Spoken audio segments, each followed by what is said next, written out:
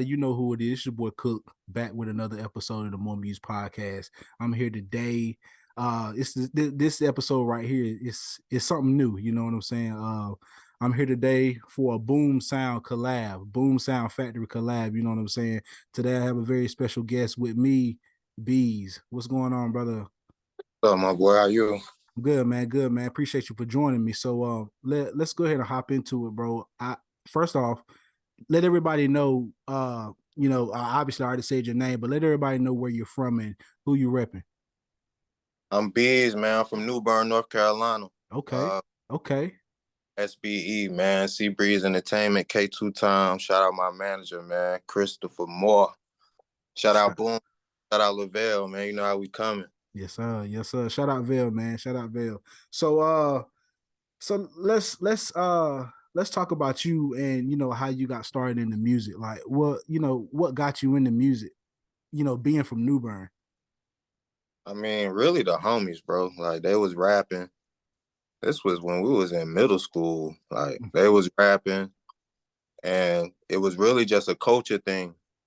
Okay. Like, they was rapping. I started rapping, and I just had a natural talent for it. Like, I was going harder than dudes that was already rapping. So I was like, I just kept going with it. And now, like, it just got to a point where it was so much going on with my life. Because when I first started rapping, it was just fairy tale rap. You know, people, we young, rapping about other people's lives for real.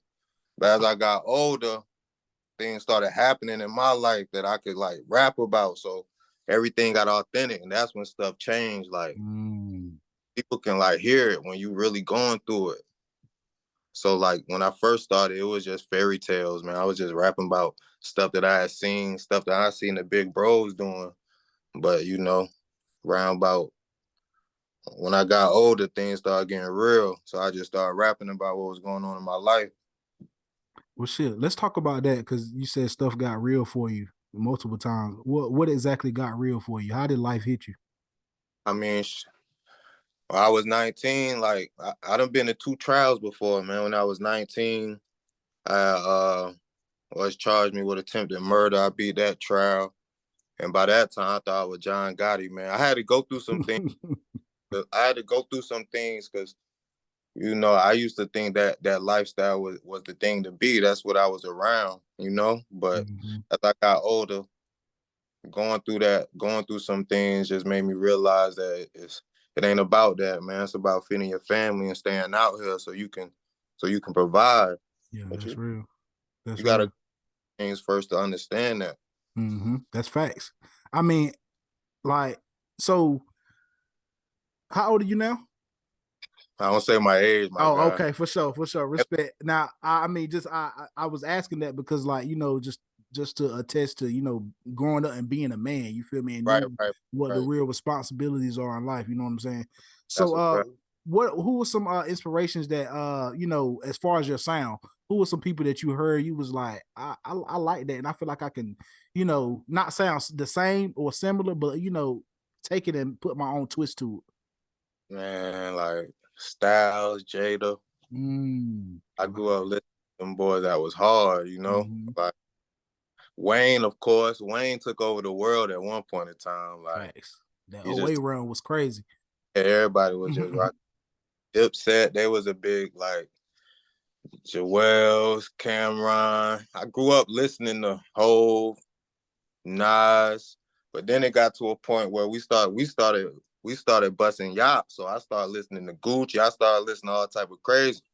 So, like, it's diverse. Like, I like music in general, man. I like bars. I like turn up shit.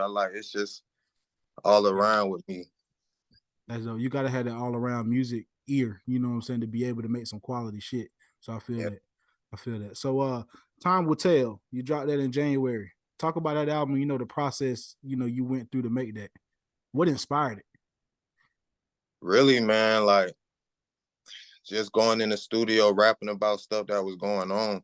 Like, time will tell is really, like, shout out Big Bro, shout out Queens, man. Like, the bros know what I'm talking about, but it's really like it's really a culture thing. Like, time will tell. It's deeper than the name. Like, and I'm just keep it at that. So I was just rapping about stuff I was going through, bro. Like out there in the trenches with it, like for real. I was just rapping about what was going on. And everybody told me like, yo, you need to start taking it serious. You need to start taking it serious. So this was really like the first tape that I dropped, that I got everything like mixed and mastered and made sure everything was set up so I could get paid for it. I was really just doing I got a lot of tapes out, bro, that people don't know about. Like tapes on Spinrilla when I was just doing it for the fun, not even thinking about no money, like just going in. So this tape was really like, all right, I'm about to start taking this thing serious for real. Like I ain't just about to keep putting out a bunch of free shit. Had the homies like, yo, that's hard. Like you get tired of hearing that. Like you gotta get I gotta get a worldwide fan base, bro. The homies just ain't gonna get it. So it's like certain things I had to do different. Like I had to start taking this serious. I had to start like really understanding what I'm worth and like stop being 50-50 with it and go all in, because I was 1 foot in the streets, 1 foot rapping. Like now I'm just focused on rapping, but I done did so much out there I could talk about it. Like on that. So I could tell in your music, it's kind of like therapy for you. You know what I'm saying? So, you do you go to therapy? I've been to therapy a couple times, bro. Okay. Like, yeah, Okay. I've been.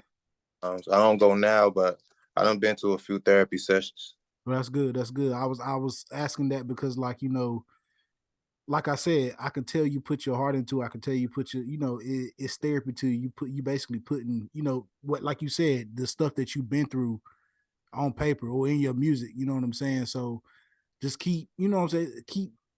Keep doing that shit. You know what I'm saying? Even if you're not going to therapy, keep that mental space. Cause you know what I'm saying? A lot of us brothers, we need to be out the street, bro. You know what I'm Yeah, saying? It ain't for us. You know what I mean? We might think it is, but you know what I'm saying? We got to stay out there, like you said earlier, provide for your family and be responsible. So that's real. I commend you for that, for real. what it's about, bro. And we ain't in the '80s no more. Like people Nah, telling that, it's facts. like it ain't even the same. That's real. That's real.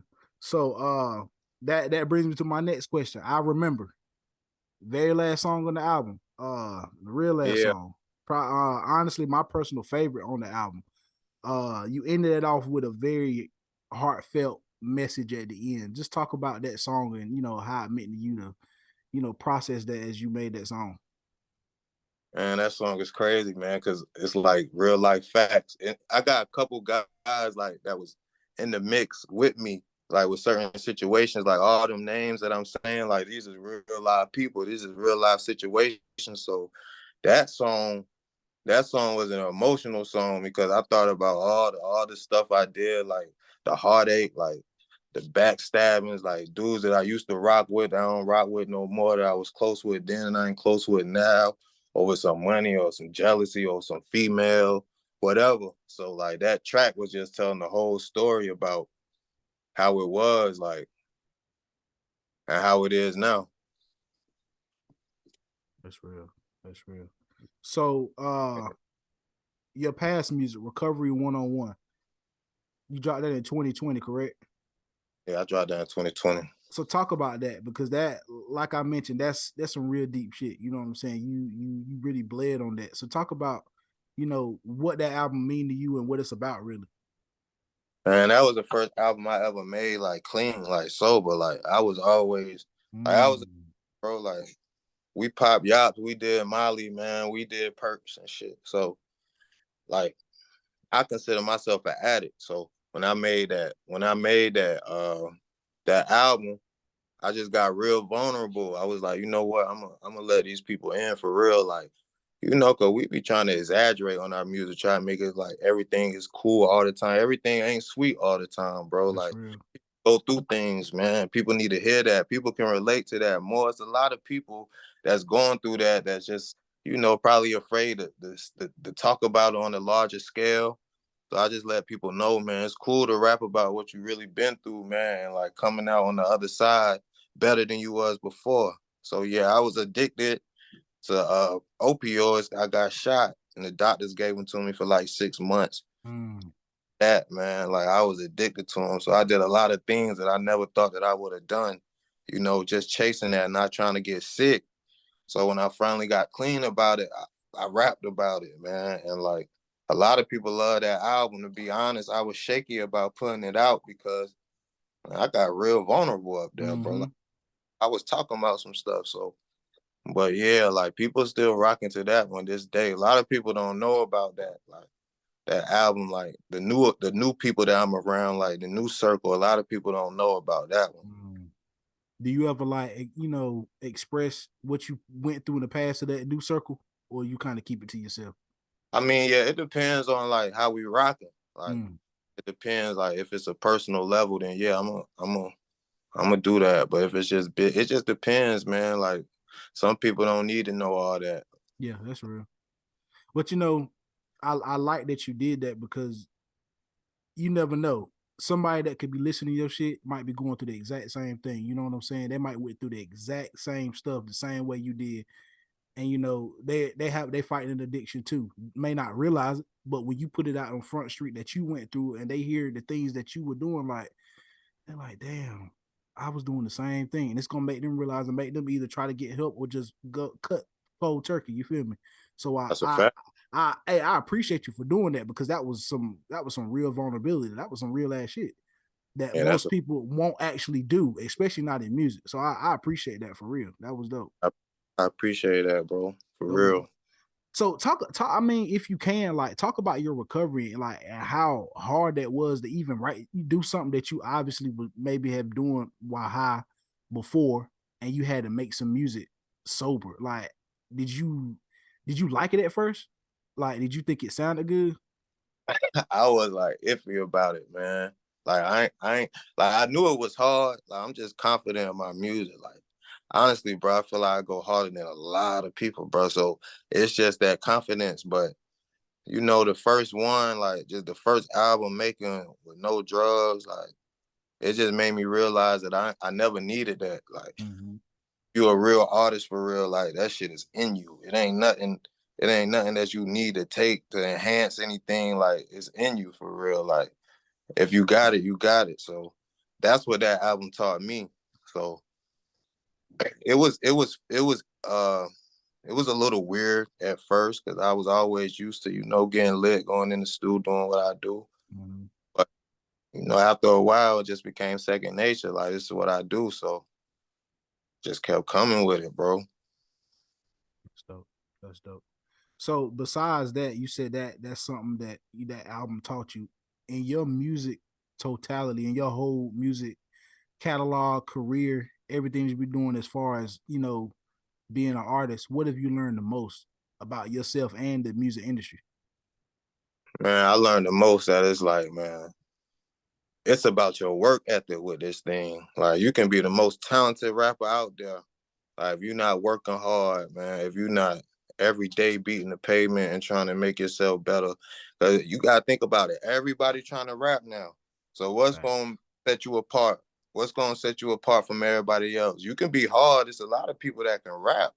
But hard work beat talent. Talent don't work hard, man. I remember when Jada said that, and it was true. Like, you gotta go crazy and you gotta want it, man. So that's what I learned. Like, cause I just used to be cocky, just thinking that my bars was gonna like be the reason why I took off. I ain't had to work hard. Like, I'm hard. Like, nah, that's not it. So, just getting around some people that were business minded Mm-hmm. and know about the business side of this thing, man. That's what I'm focused on now, like the business side, because that's what's gonna set me apart from everybody. Like knowing about your BMIs and your ass caps and your distro kids and your CD babies and your and your publishers and just getting everything legit official. So when you dropping an album, it's certain things that people don't get paid for that they should be getting paid for just because they don't know the knowledge.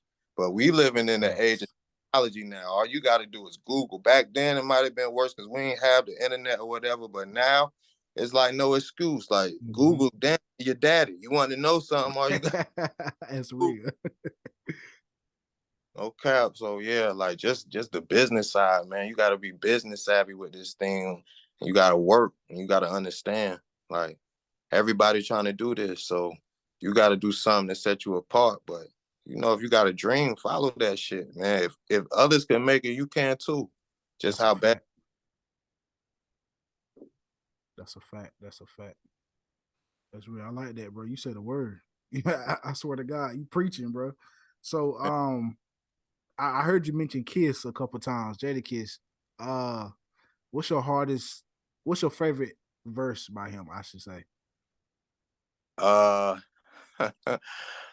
it's a lot of them, man. I know, like, it was one of them joints where we be like, I forgot the name of the song, but he was like, "Little niggas a killer nigga, come home and they still only 20 something. Ignorant right now, money's nothing. All the fear is out. Few real niggas to hear him out. Probably go back for the years out. Weed bitches and gears, all they care about. Al Qaeda Jada, I'm coming to air him out." It's so many joints from Jada though. Like Yeah. that's just one that be sticking with me, bro. Top 5 lyricists dead or alive, man. I swear to God he is. Yes, he Swear he is. is, bro. I swear. Hey Yeah, man, BEAZ, I appreciate your time, bro. I'm gonna leave this last portion of this the interview for you to give any shout outs. Let everybody know where they can follow you, where they can find your music, and any upcoming shows or any upcoming music that you got coming out. man. Shout out Big Bro. Shout out Di Valentine, man. Shout out my manager, man, Christopher Moore. Shout out Lavelle. Shout out BoomSound. Shout out Sony Music, man. We going to the top K2 times. Uh, Shout out Slim. Watch out, he another artist, man. Like Slim Intuition, he hard, man. Young boy. And you can follow me on Instagram, Cuban Link V1, KUBANLINK V1. Twitter, Upscale Bees. Facebook, Stephen Best. You know, shout out Newbern City, man. Shout out to God. Shout out my family. Shout out mommy. I love you. We going up. That's real. That's real. Hey man, it's the More Music Podcast. Boom Sound Collab. We out. Boom.